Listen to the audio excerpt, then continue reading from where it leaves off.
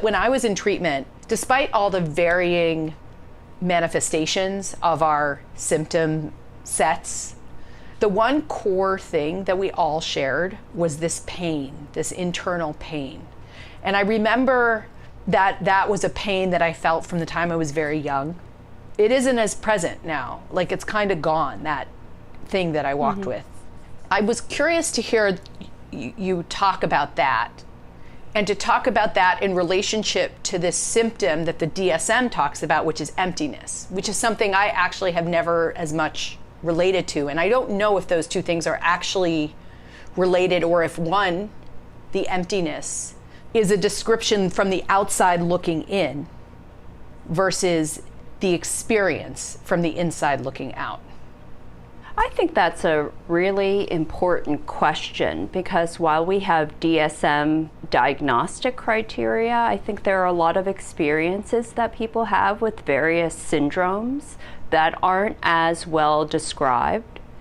But what's interesting about this pain that you're explaining, people have called it things like dysphoria or anguish, toxicity, a feeling of being broken beyond repair. And I think there is a combination of forces that lead to that feeling. I believe that one of those forces has to do with the problems of emotional intensity and sensitivity. People with BPD have greater degrees of negative emotions. They also are sensitive to positive emotions and tend to shut those down very quickly as well.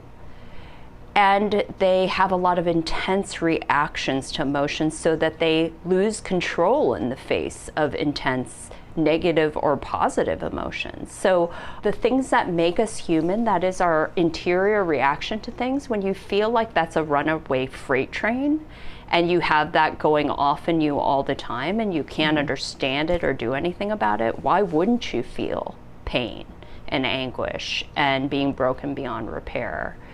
I think the things that cause people to lose hope for themselves and not try to do things that are self-enhancing has to do with their beliefs about themselves.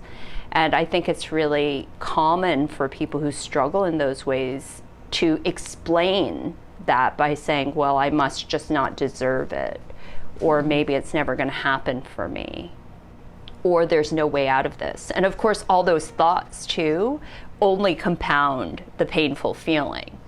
Now, the emptiness, when you ask people about it, while you may not relate to that criteria, there are a lot of patients who describe it very specifically, that they have a feeling in their gut that they describe in terms of emptiness. And whether that has to do with a lack of a sense of self that's coherent and stable, or a kind of a vacuum of emotions and experience on the inside because people are too avoidant of those things or too overwhelmed to really put those things in their place. Nobody really knows what is the source of that emptiness, but it's something that I think is very much part of the syndrome for some people. And as people age and establish themselves in life through various developments, whether you get a job and you have a role in that job and you see yourself as capable in that job, or you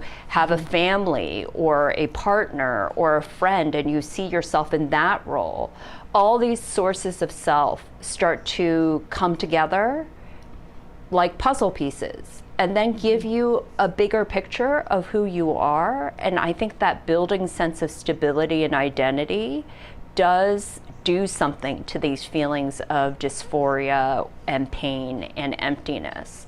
So I oftentimes talk about personality functioning in terms of being a mental envelope around our psychologies that help us manage ourselves, that is cope, know who we are, that is identity, feel good about ourselves, that is self-esteem, and also is our kind of passport to other people and relationships. So if you're in like a round, small container, people kind of see you from the outside as that continuous stable entity, and they recognize you. And these kind of envelopes of ourselves help us navigate different routes that we're on with some continuity, predictability, and recognizability. And what's interesting about personality is that these things interact, right? So if you're one of these stable containers and people recognize you as you're Rebbe and you make borderliner notes and you have a certain aesthetic in your filming and you care about educating the public, that kind of reinforces a sense of your own identity and provides all those self capacities that I talked about, because it's in making the schedule for these things, doing the research, planning the sequence of events that then regulate how you're managing yourself, rather than your emotions or your fears or your rage attacks. And so I think anyone who doesn't have a stable, steady way of managing and isn't understood well by those around them will have problems doing things that help them understand how they work and feel good about who they are.